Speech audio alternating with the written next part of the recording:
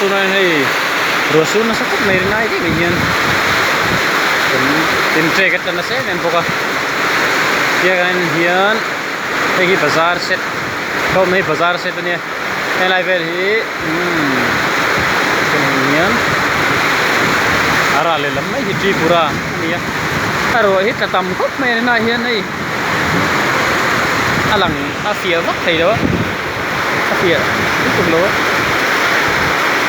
lang cây lưới này anh nhá cho nên tụi này asun hen khúc mày á rinai đây là asun hen mày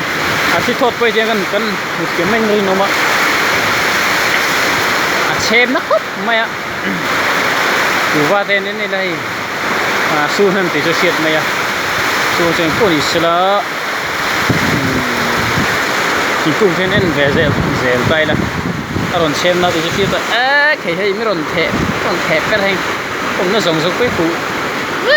đó này phim của rival ngay thế lúc là cái này công nhiều anh này ôi